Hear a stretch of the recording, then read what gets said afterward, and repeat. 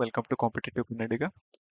So as usual, every year IBPS ಇಂದ calendar ಬಿಡುಗಡೆ ಆಗುತ್ತೆ. ಸೊ ಎವ್ರಿ ಇಯರ್ ಪ್ರತಿ ವರ್ಷ ಜನವರಿಯಲ್ಲಿ ಈ ಕ್ಯಾಲೆಂಡರ್ ಬಿಡುಗಡೆ ಆಗುತ್ತೆ.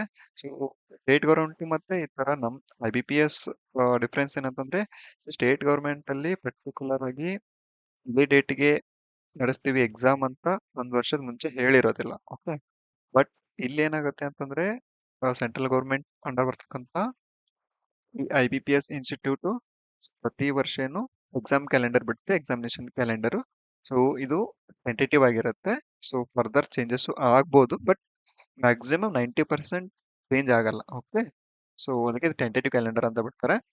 ಸೊ ಅದಾದಂಗೆನೆ ಪ್ರತಿ ವರ್ಷನೂ ಬಿಡೋದ್ರಿಂದ ಈ ವರ್ಷನೂ ಕೂಡ IBPS ಇಂದ ಕ್ಯಾಲೆಂಡರ್ ಬಿಟ್ಟಿದ್ದಾರೆ 2025 ಎಕ್ಸಾಮಿನೇಷನ್ಸ್ಗೆ. Okay,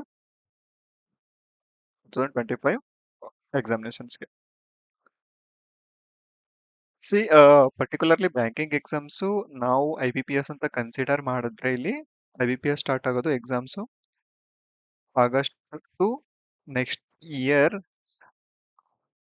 March. ಓಕೆ, ಸೊ ಇಲ್ಲಿ ಮಾರ್ಚ್ ಅಂತ ಬಂದಾಗ ಇನ್ಕ್ಲೂಡಿಂಗ್ SBI ಆಗಿರುತ್ತೆ. ಓಕೆ, ಸೊ ಇಲ್ಲಿ ಏನಾಗುತ್ತೆ ಅಂತಂದ್ರೆ ಫಸ್ಟ್ ಇವಾಗ ಜನವರಿ 1ಗೆ ಪ್ರತಿ ವರ್ಷ ಏನು RRBದು, ಸೊ ರೀಜನಲ್ ರೂರಲ್ ಬ್ಯಾಂಕ್ಸ್ದು ರಿಸಲ್ಟ್ ಬರುತ್ತೆ, ಫೈನಲ್ ರಿಸಲ್ಟ್ ಬರುತ್ತೆ. ಓಕೆ, ಎಷ್ಟು ಅಭ್ಯರ್ಥಿಗಳು 2 ವರ್ಷ 3 ವರ್ಷ ಎಫರ್ಟ್ ಹಾಕಿ ಈ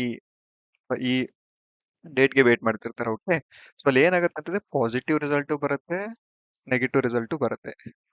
ಇಲ್ಲಿ ಕೆಲವೊಬ್ರು ಮಾರ್ಜಿನ್ ಇಂದ ಮಿಸ್ ಆಗಿರ್ತಾರೆ, ಇನ್ನ ಕೆಲವೊಬ್ರು ಫಸ್ಟ್ ಅಟೆಂಪ್ಟ್ ಅಲ್ಲಿ ಮಿಸ್ ಆಗಿರ್ತಾರೆ, ಕೆಲವೊಬ್ರು ಸಕ್ಸೀಡ್ ಆಗಿ ಫೈನಲಿ ಪಾಸಿಟಿವ್ ಔಟ್ಪುಟ್ ಬಂದಿರುತ್ತೆ. ಓಕೆ, ಸೊ ಇಲ್ಲಿ ನೆಗೆಟಿವ್ ರಿಸಲ್ಟ್ ಒಂದು ಕ್ಲಿಯರ್ ಆಗಿಲ್ಲ ಅಂತಂದ್ರೆ so the awaited next time ಯಾವುದು ಅಂತಂದ್ರೆ that is IBPS calendar. Okay, ಯಾಕಂತಂದ್ರೆ ಒಂದ್ ರೂಮರ್ಸ್ ಇರುತ್ತೆ ಅಥವಾ ನ್ಯೂಸ್ ಯೂಟ್ಯೂಬ್ ಚಾನಲ್ಸ್ ಗಳಲ್ಲಾಗ್ಲಿ ಏನೋ ಒಂದಾಗ್ಲಿ ಎಕ್ಸಾಮ್ಸ್ ಗಳೇನೋ NRE CET ತರ ಆಗ್ಲಿ ಆ ತರ ಆಗ್ಲಿ ಎಕ್ಸಾಮಿನೇಷನ್ ನಡೆಯುತ್ತೋ ಇಲ್ವೋ ಅನ್ನೋ ತರ ಈ ತರ ಬರ್ತಿರತ್ತೆ. ಸೊ ಅದಕ್ಕೆಲ್ಲ ನಾವು ಒಂದು ನಮ್ಮ ಮೈಂಡ್ ಸೆಟ್ ಆಗಕ್ಕೆ ಅದೆಲ್ಲ ಬಿಟ್ಟು ಒಂದ್ ಕ್ಲಿಯರ್ ಪಾತ್ ಅಲ್ಲಿ ಪ್ರಿಪರೇಷನ್ ಆಗಕ್ಕೆ ಈ ಕ್ಯಾಲೆಂಡರ್ ತುಂಬಾ ಹೆಲ್ಪ್ ಆಗುತ್ತೆ. ಓಕೆ, ಸೊ ನಾವು ಎಷ್ಟು ದಿವಸ ಪ್ರಿಪೇರ್ ಆಗಿ ಏನಂತೀರಾ ಎಷ್ಟು ದಿವಸ ಪ್ರಿಪೇರ್ ಆಗಿ ಎಲ್ಲ ಡಿಮೋಟಿವೇಟ್ ಆಗಿ ಕೂತ್ರೆ ಸೊ ಈ ಕ್ಯಾಲೆಂಡರ್ ಇಂದ ನಾವು ಮತ್ತೆ ಎಚ್ಚೆತ್ಕೊಂಡು ಪ್ರಿಪರೇಷನ್ ರೀಸ್ಟಾರ್ಟ್ ಮಾಡ್ಬೇಕಾಗತ್ತೆ. ಸರಿನಾ? ಸೊ ಇಲ್ಲಿ ನೋಡಿ ನಾವು ಡೇಟ್ ನೋಡ್ತಾ ಹೋದ್ರೆ ಡೇಟ್ ಅಲ್ಲಿ ಪರ್ಟಿಕ್ಯುಲರ್ಲಿ ಪ್ರಿಲಿಮ್ಸ್ ಎಕ್ಸಾಮ್ಸ್ ಯಾವಾಗಿರುತ್ತೆ, ಮೇನ್ಸ್ ಎಕ್ಸಾಮ್ ಯಾವಾಗಿರುತ್ತೆ ಅಂತ. ಸೊ ಇಲ್ಲಿ ನೋಡಿ tentative calendar of online CRP4 RRBs and DSPs. Okay, so CRP ಅಂತಂದ್ರೆ ಕಾಮನ್ ರಿಕ್ರೂಟ್ಮೆಂಟ್ ಪ್ರೋಸೆಸ್ ಆಗಿರುತ್ತೆ ಇದು. ಸೊ ಎಲ್ಲ ಬ್ಯಾಂಕ್ಗಳಿಗೂ common recruitment process, regional rural banks ಮತ್ತೆ public sector banks. So it is for 2025 ಮತ್ತು 26 ಆಗಿರುತ್ತೆ. ಯಾಕಂತಂದ್ರೆ ಈ IBPS ಎಕ್ಸಾಮ್ 25 ನಡೆದ್ರೆ ಏಪ್ರಿಲ್ 26ಗೆ ರಿಸಲ್ಟ್ ಬಂದಿರುತ್ತೆ, ಅದಕ್ಕೆ 25-26 ಇನ್ಕ್ಲೂಡೆಡ್. ಸೊ ಆಫೀಸ್ ಅಸಿಸ್ಟೆಂಟ್ ಮತ್ತೆ CRP officer scale 1 scale 2 scale 3 officer exams ಇರುತ್ತೆ. ಸೊ ಆಫೀಸ್ ಅಸಿಸ್ಟೆಂಟ್ ಅಂದ್ರೆ RRB ಕ್ಲರ್ಕ್ ಎಕ್ಸಾಮ್, ಆಫೀಸರ್ಸ್ ಅಂತಂದ್ರೆ RRB PO ಎಕ್ಸಾಮ್ ಆಗಿರುತ್ತೆ. ಇಲ್ಲಿ ನೋಡಿ ಆಫೀಸರ್ ಸ್ಕೇಲ್ 1 ಇದು RRB ದಾಗಿರುತ್ತೆ, ಇದು ಆಫೀಸ್ ಅಸಿಸ್ಟೆಂಟ್ ಅಂದ್ರೆ RRB ಕ್ಲರ್ಕ್ ದಾಗಿರುತ್ತೆ. RRB office assistant preliminary exams ಯಾವಾಗಿಂದ ಸ್ಟಾರ್ಟ್ ಆಗುತ್ತೆ 2025 ಅಂತಂದ್ರೆ ರೀಸೆಂಟ್ ಆಗಿ ರಿಸಲ್ಟ್ ಬಂತು, ಅದು 2024 ದಾಗಿತ್ತು. 2025 ಯಾವಾಗಿರುತ್ತೆ ಅಂತಂತಂದ್ರೆ 27/7/2025 ಅಂದ್ರೆ ಇಲ್ಲಿ ಜುಲೈ ಆಗಸ್ಟ್ ಅಲ್ಲಿ ಪ್ರಿಲಿಮಿನರಿ ಎಕ್ಸಾಮ್ ನಡೆಯುತ್ತೆ. ಯಾವುದು RRB PO ಈ ವರ್ಷದ್ದು. ಸೊ ಯಾರ್ಯಾರು RRB PO ಸೀರಿಯಸ್ ಆಗಿ ಪ್ರಿಪೇರ್ ಆಗ್ತಿದ್ದೀರಾ ನೆಕ್ಸ್ಟ್ 2025ಗೆ ಈ ಕ್ಯಾಲೆಂಡರ್ನ ನಿಮ್ ರೂಮ್ ಅಲ್ಲಿ ಸೆಲೆಕ್ಟ್ ಮಾಡ್ಕೊಂಡಿರಿ. ಓಕೆ, ಸೊ ನಮ್ಗೆ ಕಾಣ್ಬೇಕು ಇನ್ನೇನ್ ಇವತ್ತು ಜನವರಿ ಮುಗಿತಾ ಬಂತು, ಸೊ ಇನ್ ಕಮ್ಮಿ ದಿನಗಳು ಹೋಗ್ತಾ ಹೋಗ್ತಾ ಇರುತ್ತೆ. ಓಕೆ, ಕನ್ಸಿಸ್ಟೆಂಟ್ ಆಗಿ ವರ್ಕ್ ಮಾಡಬೇಕು. ಸೊ ಜುಲೈ 27, ಆಗಸ್ಟ್ 2 ಮತ್ತೆ ಆಗಸ್ಟ್ 3ಗೆ ಟೆಂಟೇಟಿವ್ ಆಗಿ ಡೇಟ್ಸ್ ಗಳನ್ನ ಅನೌನ್ಸ್ ಮಾಡಿದ್ದಾರೆ. ಇದು officer scale 1, that is RRB PO. Next ಇಲ್ಲಿ RRB office assistant preliminary examinations August 30, September 6, ಮತ್ತೆ ಸೆಪ್ಟೆಂಬರ್ 7ಗೆ ಡೇಟ್ ಬಿಟ್ಟಿದ್ದಾರೆ. ಸೊ ಈ ತರ ಕ್ಲಿಯರ್ ಆಗಿ ಒಂದು ಪಾತ್ ಕೊಟ್ಬಿಡ್ತಾರೆ ಈ ಎಕ್ಸಾಮಿನೇಷನ್ಸ್ ಗಳಲ್ಲಿ. ಸೊ ಈ ಡೇಟಿಗೆ ಇರುತ್ತೆ. ಸೊ ನಾವು ಕ್ಲಿಯರ್ ಒಂದು ಟೈಮ್ ಟೇಬಲ್ ಮಾಡ್ಕೊಂಡು, ಸ್ಟಡಿ ಟೈಮ್ ಟೇಬಲ್ ಮಾಡ್ಕೊಂಡು, ಒಂದು ಟಾರ್ಗೆಟ್ ಇಟ್ಕೊಂಡು ಓದ್ಬೋದು ನಾವು. ಅಂದಾಗೆ ಪ್ರತಿ ವರ್ಷನೂ ಕೂಡ ಇದೇ ಟೈಮಿಂಗ್, ಇದೇ ಡೇಟ್ಸ್ ಗಳಲ್ಲಿ ಎಕ್ಸಾಮ್ ನಡೆಯುತ್ತೆ. ಇದೊಂಥರ ಆನ್ಯುವಲ್ ಎಕ್ಸಾಮ್ಸ್ ತರ ನಡೆಯುತ್ತೆ. ನಾವು ಈ ವರ್ಷ ಕ್ಲಿಯರ್ ಆಗ್ಲಿಲ್ಲ, ಏನೋ ಬೈ ಮಾರ್ಜಿನ್ ಮಿಸ್ ಆದ್ರೆ, so never give up attitude ಇರೋರು ಖಂಡಿತ ನೆಕ್ಸ್ಟ್ ಇಯರ್ ಕ್ಲಿಯರ್ ಆಗಿ ಆಗುತ್ತೆ. ಸೊ ಇದು ಪ್ರಿಲಿಮಿನರಿ ಎಕ್ಸಾಮ್ಸ್ ಆಗಿತ್ತು. ಓಕೆ. ಸೊ ನಾವು ಓವರ್ ಆಲ್ ಹೇಳ್ಬೇಕಂದ್ರೆ RRBs ಪ್ರಿಲಿಮಿನರಿ ಎಕ್ಸಾಮಿನೇಷನ್ಸ್ ಯಾವಾಗ ಆಗುತ್ತೆ ಅಂತಂದ್ರೆ 2025 ಜುಲೈ, ಆಗಸ್ಟ್, ಸೆಪ್ಟೆಂಬರ್. ಸೊ ಇದು ಹೋಲ್ ಈ 3 ಮಂತ್ಸ್ ಅಲ್ಲಿ ಪ್ರಿಲಿಮ್ಸ್ ಎಕ್ಸಾಮ್ಸ್ ನಡೆಯುತ್ತೆ rural bank. Okay. Next after that mains examinations. Okay. 1 month gap ಇರುತ್ತೆ. ಸೆಪ್ಟೆಂಬರ್ ಅಲ್ಲಿ RRB ಆಫೀಸರ್ ಸ್ಕೇಲ್ ಒಂದು ಸೆಪ್ಟೆಂಬರ್ 13ಗೆ ಟೆಂಟೇಟಿವ್ ಆಗಿ ಡೇಟ್ ಕೊಟ್ಟಿದ್ದಾರೆ ಮೇನ್ಸ್ ಎಕ್ಸಾಮಿನೇಷನ್. ಓಕೆ. ಸೊ ಇಲ್ಲಿ ನೆಕ್ಸ್ಟ್ ಆಫೀಸ್ ಅಸಿಸ್ಟೆಂಟ್ ನವೆಂಬರ್ 9ಗೆ ಕೊಟ್ಟಿದ್ದಾರೆ. ಸೊ ನವೆಂಬರ್ 9 ವರ್ಗೂ ಅಂದ್ರೆ ನಾವು RRB ಎಕ್ಸಾಮ್ದು ಸೀಸನ್ ಅಂತ ಇಟ್ಕೋಬಹುದು. ಓಕೆ. ಸೊ ನಾವು ಇಲ್ಲಿವರೆಗೂ ಕೂಡ ನಾವು ಎಕ್ಸಾಮಿನೇಷನ್ ಮೈಂಡ್ ಸೆಟ್ ಅಲ್ಲೇ ಇರ್ತೀವಿ ಕಂಪ್ಲೀಟ್ ಆಗಿ. ನವೆಂಬರ್ ಕೊಟ್ಟಿದ್ದಾರೆ. ಓಕೆ. ಜಸ್ಟ್ ಇನ್ನೊಂದು ಮಂತ್ ಪಾಸ್ ಆಗ್ಬಿಟ್ರೆ ಸೊ ಅಲ್ಲಿ ರಿಸಲ್ಟ್ ಗಳು ಬರ್ತಾ ಇರತ್ತೆ. ಫಸ್ಟ್ ರಿಸಲ್ಟ್ RRB PO ಇಂದ ಆಗ್ತಾ ಇರುತ್ತೆ. ಸೊ ಅಲ್ಲಿ ಜಸ್ಟ್ ಜನವರಿ 1. ಓಕೆ. ನೋಡಿ, ನವೆಂಬರ್, ಡಿಸೆಂಬರ್ 1 ಮಂತ್ ಗ್ಯಾಪ್ ಅಂತಂದ್ರೆ ನೆಕ್ಸ್ಟ್ ರಿಸಲ್ಟೇ ಬರುತ್ತೆ. ಓಕೆ. ಅದಕ್ಕೋಸ್ಕರ ಒನ್ಸ್ ಪ್ರಿಪ್ರೇಷನ್ ಈ ತರ ಕ್ಯಾಲೆಂಡರ್ ಇಂದ ಸ್ಟಾರ್ಟ್ ಆಗಿದ್ರೆ ನೆಕ್ಸ್ಟ್ ಫೈನಲ್ ರಿಸಲ್ಟ್ ವರೆಗೂ ಕೂಡ ಪ್ರಿಪ್ರೇಷನ್ ಕಂಟಿನ್ಯೂಸ್ ಆಗಿ ಹೋಗ್ತಾ ಇರುತ್ತೆ. ಓಕೆ. ಸೊ ಈ ಡೇಟ್ಸ್ ಗಳನ್ನೆಲ್ಲ ನೋಡ್ಕೊಂಡು ರೂಮ್ ಅಲ್ಲಿ ಪೇಸ್ಟ್ ಮಾಡ್ಕೊಂಡು ಕ್ಲಿಯರ್ ಪಾತ್ ಅಲ್ಲಿ ಪ್ರಿಪ್ರೇಷನ್ ಆಗಬೇಕು. Next apart from RRBs, public sector banks. Okay. PSBs, public sector banks. So ಇದೆಲ್ಲ IBPS separate. Okay. Except SBI. Except SBI. So SBI notification separate ಆಗಿ ಬರುತ್ತೆ. Except SBI other public sector banks complete one examination ಅಲ್ಲಿ ತಗೋತಾರೆ. Common recruitment process for PO, probationary officers office assistant, that is customer service associate. ಇಲ್ಲಿ preliminary examinations ಯಾವಾಗಿರುತ್ತೆ ಅಂತಂದ್ರೆ for IBPS PO. IBPS PO preliminary examinations ಇದು October 4, October 5 ಮತ್ತೆ October 11ಗೆ tentative ಆಗಿ schedule ಮಾಡಿದ್ದಾರೆ 2025 ಅಂದ್ರೆ ಈ ವರ್ಷದ್ದು. ಸೊ ಈ ಅಕ್ಟೋಬರ್ ವರೆಗೂ ಕೂಡ ನಮಗೆ ಟೈಮ್ ಇದೆ. ಇಲ್ಲಿ ಏನಾಗ್ಬೇಕು ಅಂತಂದ್ರೆ ಕಂಪ್ಲೀಟ್ ಪ್ರಿಲಿಮ್ಸ್ ಪ್ಲಸ್ ಮೇನ್ಸ್. ಇವಾಗ್ಲಿಂದ ಹೇಳ್ತಿರೋದು ಪ್ರಿಲಿಮ್ಸ್ ಪ್ಲಸ್ ಮೇನ್ಸ್ ಕಂಬೈಂಡ್ ಆಗಿ ತಗೊಂಡೋಗಿ. ಸೊ ನಾನು ಇಲ್ಲಿವರೆಗೂ ಪ್ರಿಲಿಮ್ಸ್ ಓದ್ತೀನಿ ಆಮೇಲೆ ಮೇನ್ಸ್ ಓದ್ತೀನಿ ಅನ್ನೋದಲ್ಲ. ಓಕೆ. ಸೊ ಪ್ಯಾರಲಲ್ಲಿ ನಾವ್ ಇದನ್ನ ಪ್ರಿಪರೇಷನ್ ಅಲ್ಲಿ ತಗೊಂಡ್ ಹೋಗ್ಬೇಕಾಗಿರುತ್ತೆ. ಓನ್ಲಿ ಬಿಗಿನರ್ಸ್ ಇವಾಗ ಯಾರು ಸ್ಟಾರ್ಟ್ ಮಾಡ್ತಿದ್ರೆ ಅವರಷ್ಟೇ ಒಂದು 2 to 3 ಮಂತ್ಸ್ ಜಸ್ಟ್ ಪ್ರಿಲಿಮ್ಸ್ ಅಷ್ಟೇ ಕೊಡಿ. ಆಲ್ರೆಡಿ ಪ್ರಿಪೇರ್ ಆಗಿರೋರು ಪ್ರಿಲಿಮ್ಸ್ ಮತ್ತು ಮೇನ್ಸ್ ಪ್ಯಾರಲ್ ಆಗಿ ತಗೊಂಡ್ ಹೋಗ್ಬೇಕಾಗಿರುತ್ತೆ. ಓಕೆ. ನಾನು ರಿಮೈನಿಂಗ್ ಎಲ್ಲಾ ಸ್ಟ್ರಾಟಜೀಸ್ ಕೂಡ ಉಳಿದಿರ್ತಕ್ಕಂಥ ವಿಡಿಯೋಸ್ ಗಳಲ್ಲಿ ಶೇರ್ ಮಾಡಿದ್ದೀನಿ. ಸೊ ದಯವಿಟ್ಟು ನೋಡಿ. ಪ್ರಿಲಿಮಿನರಿ ಎಕ್ಸಾಮಿನೇಷನ್ಸ್ ಬಂದಾಗ ಇಲ್ಲಿ ಕಂಪ್ಲೀಟ್ ಆಗಿ IBPS ಪ್ರೊಬೇಷನರಿ ಆಫೀಸರ್ಸ್ ಯಾವುದು ಅಕ್ಟೋಬರ್ ಅಲ್ಲಿ ನಡೆಯುತ್ತೆ. ಓಕೆ. ಸೆಪ್ಟೆಂಬರ್ ವರೆಗೂ ಇಲ್ಲಿ RRB ಆಯ್ತು. ನೆಕ್ಸ್ಟ್ ಅಕ್ಟೋಬರ್ ಅಂದ್ರೆ IBPS ಬರುತ್ತೆ. ಸೊ ಯಾವಾಗ ಅಂದ್ರೆ ಆಗಸ್ಟ್ ಸ್ಟಾರ್ಟ್ ಆಗ್ಬಿಟ್ರೆ ಕಂಟಿನ್ಯೂಸ್ ಎಕ್ಸಾಮಿನೇಷನ್ಸ್ ಇದ್ದೇ ಇರುತ್ತೆ. ಸೊ ಇಲ್ಲಿ CSA ಕಸ್ಟಮರ್ ಸಪೋರ್ಟ್ ಅಸೋಸಿಯೇಟ್ಸ್ ಅಂತಂದ್ರೆ ಪ್ರಿಲಿಮಿನರಿ ಎಕ್ಸಾಮಿನೇಷನ್ ಅಂದ್ರೆ ಡಿಸೆಂಬರ್ ಕೊಟ್ಟಿದ್ದಾನೆ. ಡಿಸೆಂಬರ್. ಸೊ ನಾವು ಜಸ್ಟ್ RRB ಮುಗಿಸ್ಕೊಂಡು ನೆಕ್ಸ್ಟ್ ಮಂತ್ ಕಾಲಿಡ್ತಾ ಇರ್ತೀವಿ. IBPS ಎಕ್ಸಾಮ್ ಸ್ಟಾರ್ಟ್ ಆಗುತ್ತೆ 6, 7, 13, 14ಗೆ ಶೆಡ್ಯೂಲ್ ಮಾಡಿದ್ದಾರೆ ಪ್ರಿಲಿಮಿನರಿ ಎಕ್ಸಾಮಿನೇಷನ್ಸ್. ಯಾವುದು IBPS clerk exam. Okay. Except SBI. So after prelims examinations next November 29ಗೆ ಮೇನ್ಸ್ ಇಟ್ಟಿದ್ದಾನೆ. ಸೊ ಇಲ್ಲಿ ನೋಡಿ ನಾವು ಮೇಲ್ಗಡೆ ಹೋಗಿ ನೋಡಿದ್ರೆ ಇಲ್ಲಿ ನವೆಂಬರ್ 9ಗೆ ನಮ್ಗೆ RRB ಕ್ಲರ್ಕ್ದು ಮೇನ್ಸ್ ಇರುತ್ತೆ. ಆಮೇಲೆ ನೆಕ್ಸ್ಟ್ ಅರೌಂಡ್ 20 ಡೇಸ್ ಗ್ಯಾಪ್ ಅಲ್ಲಿ ಮತ್ತೆ mains examination IBPS PO mains examination ಇರುತ್ತೆ ನವೆಂಬರ್ 29ಗೆ. ಓಕೆ. ನೆಕ್ಸ್ಟ್ ಅದಾದ್ಮೇಲೆ ಫೆಬ್ರವರಿಗೆ. ಫೆಬ್ರವರಿ 1ಗೆ ಯಾವ್ದು ಟೆಂಟೇಟಿವ್ ಮಾಡಿದಾನೆ ಅಂತಂದ್ರೆ IBPS clerk mains examination February 2026 ಅಲ್ಲಿ ಟೆಂಟೇಟಿವ್ ಆಗಿ ಬಿಟ್ಟಿದ್ದಾನೆ. ಓಕೆ. ಇಲ್ಲಿ ನೆಕ್ಸ್ಟ್ ಸೊ ಇದು ಡೇಟ್ಸ್ ಆಗಿತ್ತು. IBPS PO ಮತ್ತೆ IBPS clerk, RRB PO, RRB clerk. Okay. ಇದೆಲ್ಲ ಪ್ರೋಸೆಸ್ ಮುಗಿಸ್ಕೊಂಡು ನಾವು ನೆಕ್ಸ್ಟ್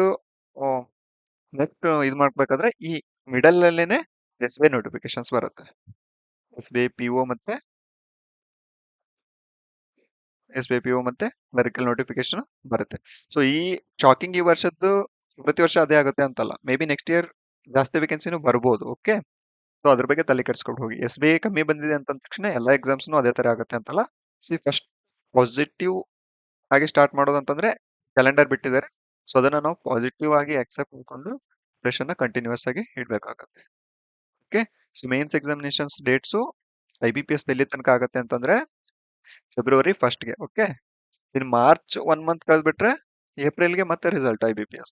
ಓಕೆ, ಸೊ ಅದೇನಾಗುತ್ತೆ ಅಂತಂದ್ರೆ ಇಲ್ಲಿ ಆ, ಈ ಪ್ರಿಪರೇಷನ್ ಕಂಟಿನ್ಯೂಸ್ ಆಗಿರುತ್ತಲ್ಲ, ಕನ್ಸಿಸ್ಟೆಂಟ್ ಆಗಿದ್ರೆ ಖಂಡಿತವಾಗ್ಲಿ ಈ ಎಲ್ಲಾ ಎಕ್ಸಾಮಿನೇಷನ್ಸ್ ಅಲ್ಲಿ ಯಾವ್ದಾದ್ರು ಒಂದ್ ಎಕ್ಸಾಮಿನೇಷನ್ ಖಂಡಿತ ಕ್ಲಿಯರ್ ಆಗುತ್ತೆ.